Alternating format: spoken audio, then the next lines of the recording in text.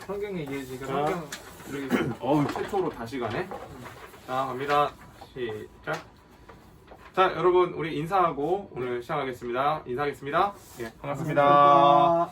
네 안녕하십니까. 오늘은 유진 피터슨의 네. 90일 성경 묵상 시간입니다. 금요일이어서 시작을 하는데 새해에 첫 맞는 90일 성경 묵상입니다. 네. 근데 오늘 16일차인데요. 놀라운 것은 오늘 16일차 내용을 보다 보면 중간에 유진 피터슨이 이 묵상을 16일차가 새해를 맞아서 썼나봐요.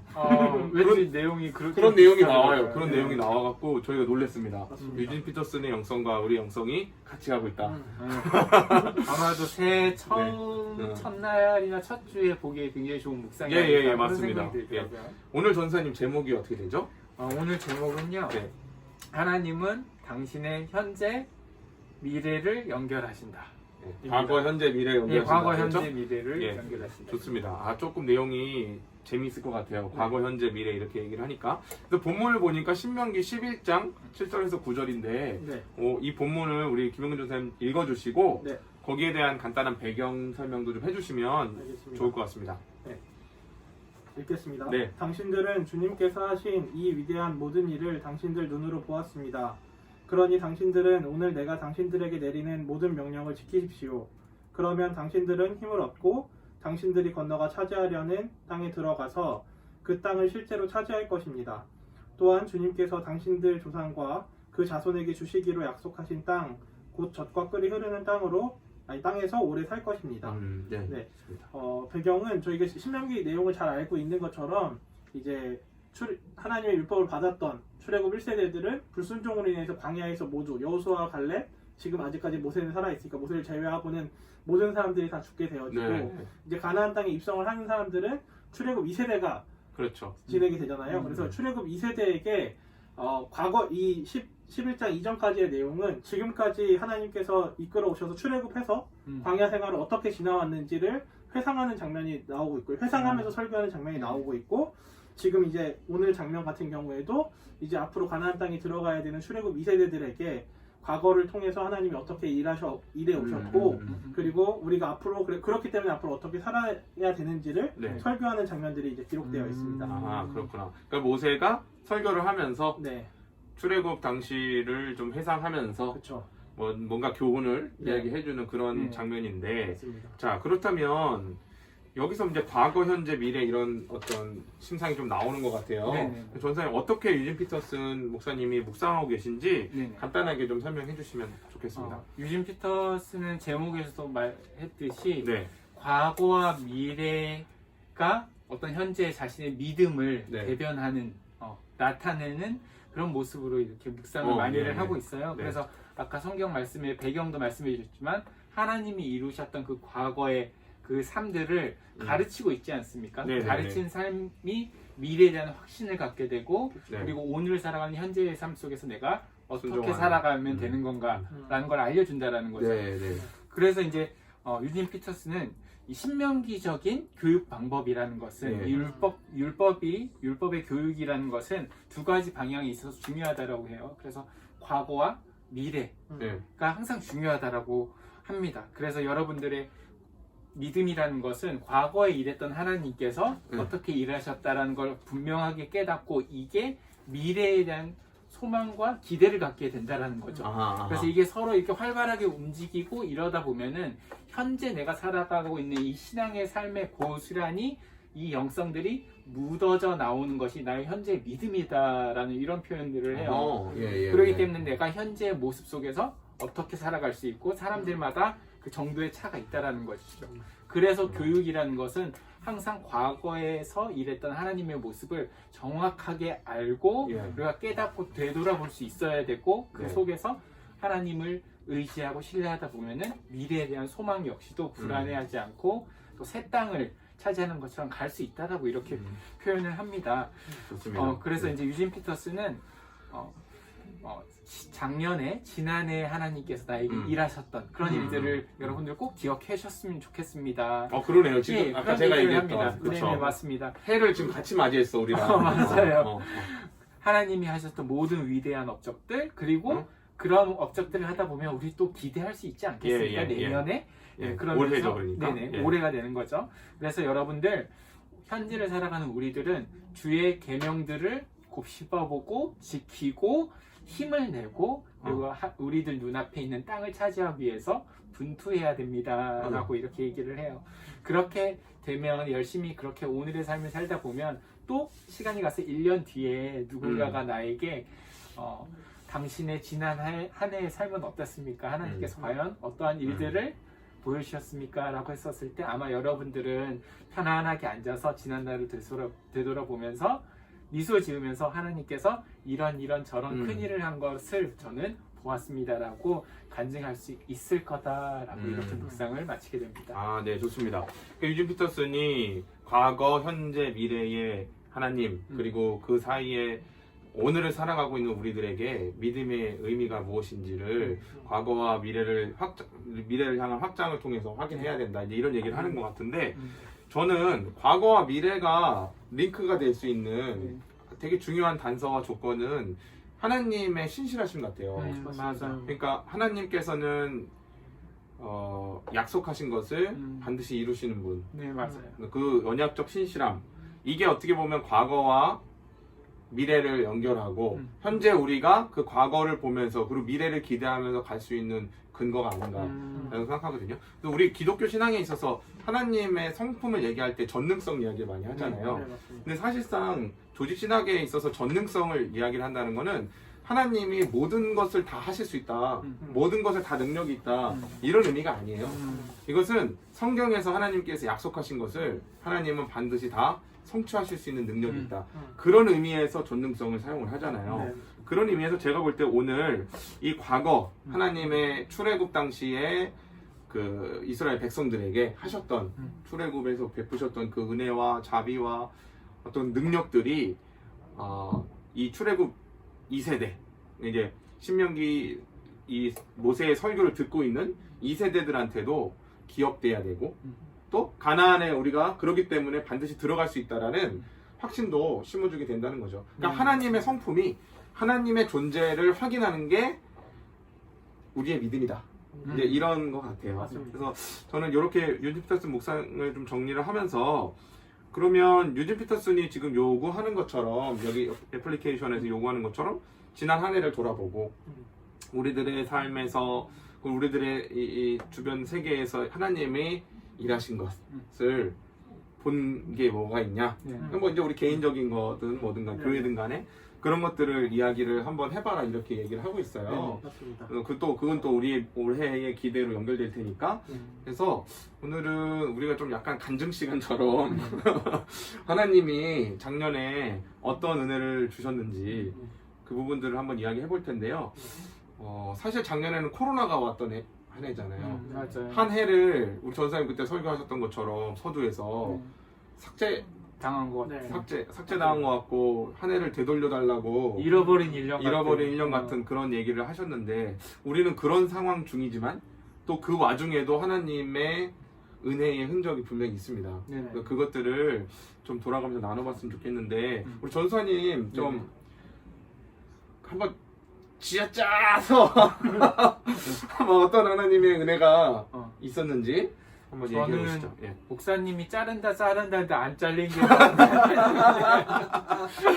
아니 그렇네요. 12월까지만 엄청 많이 자른다고 한 수십 번 들은 것 같아요. 진짜. 방송을 끌고 가는 되게 중요한 그렇죠. 하나의 사람들의 그 기대감을 충족시키는 멘트였어요. 아, 그렇습니까? 너 이번 달까지만 하고 살래. 유머 감각이 좀 늘어서 감사합니다. 어. 저는 이제 유진 피터슨의 글이 조금 도움이 됐던 게 뭐냐면 사실 작년에 저뿐만 아니라 여러분들이 마음이 되게 안 좋았을 것 같아요. 그렇죠. 네. 저도 되돌아보니까 감사한 거보다는 잘 모르겠어요. 그냥 되게 좀 힘들고 그런 기억밖에 안 남았어요. 그렇죠. 근데 예. 오늘 유진 피터슨의 그 묵상이 그렇잖아요. 그럴 때 하나님이 하신 과거의 일들을 다시 한번 되돌아보십시오. 곱씹어 보십시오. 그러면 앞에 삶을 기대할 수 있고 오늘을 살아갈 수 있을 겁니다 라고 했던 말씀이 힘들어하고 지쳐있는 우리들의 삶 가운데 굉장히 힘이 되는 말이 아닌가. 그래서 저도 하고 생각을 해보니까 사실 제가 이제 금요 예배 때 코로나 이전에 설교도 하고 그랬었는데 두 분이 설교했죠 네네. 금요일날. 금요 예배 때 뭐 이렇게 한 2년간 하고 있는데 하다 보면 금요 예배 한 20분 정도 나오세요. 20분 정도 더 나오시고 적게 오시기도 하죠. 네, 그렇습니다. 저희가 뭐 예배도 준비하고 그러는데 어. 굉장히 마음이 그렇게만은 항상 좋았지 않았다라는 것을 또 고백하게 됩니다. 아, 되게 왜냐면, 인간적이다. 네, 그러니까요. 설교할 만 안 났다 이 얘기잖아요. 뭐 솔직하게 말하자면 왜냐하면 사건이네. 우리가 한 사람이 있어도 열심히 말씀을 준비해서 한다. 이건 그렇죠. 가수들이 다 하는 거고 아니 또 열심히 쉽지가 않죠. 준비하고 네, 하는데 네, 네. 많이 안 오시고 또 이렇게 앞에서 설교하고 이러면 힘이 좀 제 빠지죠. 마음이 항상 편한 건 아니에요. 그래서 마음을 다잡긴 하는데 그래서 매번 이렇게 아무리 열심히 하든 그냥 뭐 대강 하든 어차피 오시는 분은 똑같고 그래서 그런 마음이 하다 계속 지속되다 보니까 마음 지치고 좀 그래서 뭐 하는 건가 내가 지금 이거 정말 제 그런 회한들이 좀 많이 왔었어요. 후회들이. 근데 작년에 코로나 있으면서 물론 예배 자체가 없었지만 이제는 이제 주일 예배도 저희가 방송으로 하다 보니까 몇 분 못 나오시잖아요. 그런 모습들 보고 이러니까 진짜 그렇게 조금이라도 모여서 함께 찬양할 수 있고 저희 찬양도 많이 했잖아요. 예배할 수 있고 기도할 수 있고 이런 시간들이 얼마나 또 복되고 내가 그렇게 또 준비했던 시간들이 또 감사했던 시간들인가 라는 사실들이 다시 한번 깨닫게 되면서 하나님 제가 축 처졌던 어떤 작년의 그런 모습 신앙 속에서 다시 한번 예전에 하나님께서 나에게 해오셨던 일들을 감사하고 또 발견하고 소중함을 깨닫는 그런 시간들이 있었어요. 작년에 같이 방송하고 하면서는 하나도 기쁘지 않았습니까? 카메라 보고 하니까 방식은 좀 달랐지만 우리가 그래도 수요일 금요일날 이런 거를 안 했었잖아요. 이렇게 맞아요. 방송을 안 했었는데 더 많은 분들이 보고 계시고 맞아요. 그런 측면에서는 전사님이 좀 더 힘을 내셨으면 좋겠고 올해도 뭐 일단은 방송을 계속 해야 될 것 같아요.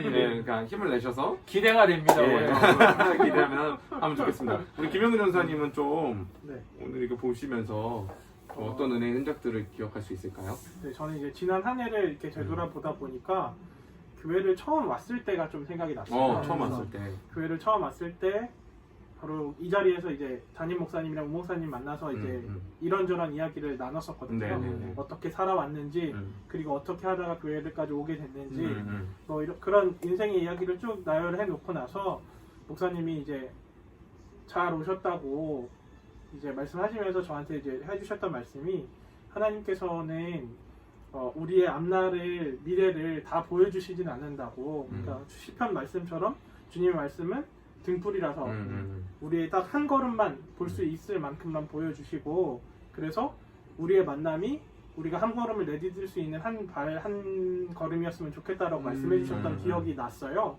근데 그렇게 생각을 하고 이 묵상과 연결을 지어 보니까 진짜 그런 것 같다는 생각이 드는 거예요. 왜냐하면 이 교회를 와서 제가 어떤 제 인생의 계획을 세워놓고 그 계획대로 성취해 나간 일들이 아니라 제 인생에서 계획해놓지 못했던, 계획해보지 않았던 일들이 계속해서 펼쳐져 그렇지. 오는 거죠. 사역을 시작하게 된 것도, 그리고 유미를 만나서 결혼을 하게 된 것도, 그리고 아이가 태어나게 된 것도, 다 어떤 제가 계획한 것이 아닌데도 한 걸음 한 걸음 가고 있는 걸음이더라고요. 그래서 물론 지난 해가 코로나 때문에 굉장히 많이 힘들고 우울했지만, 그리고 아직도 그 터널을 저희도 아직도 지나쳐야 가야 되는 길이긴 하지만, 지금까지 이렇게 걸어왔던 것처럼 그 한 걸음 한 걸음 눈앞에 보이는 한 걸음 한 걸음을 걸어가야 되는 게 올해 또 제가 해야 될 일이고 우리가 해야 될 일이겠구나라는 생각이 이 묵상을 보면서 좀 들었습니다. 감사하네요. 얼마 전에 우리 김은근 전사님 아들 하민이가 태어났잖아요. 사실은 코로나가 되게 극성일 때 병원에 가서 혼자 낳고 그쵸. 그리고 조리원에도 거의 혼자 있고 지금 그러는 상황인데 내일 하민이가 오죠. 맞습니다. 집으로 그래서 하는데 저는 김영근 전사님 보면 그 2월 그러니까 작년 2월에 저희 둘째 태어났을 때가 생각이 나요. 그때도 코로나가 그쵸, 맞아요. 엄청 극성이어서 병원에 캐리어 끌고 저희 집사람이 혼자 가서 아기를 낳고 아기를 안고 캐리어 끌고 혼자 나왔어요. 어디 계셨어요? 못 들어간대.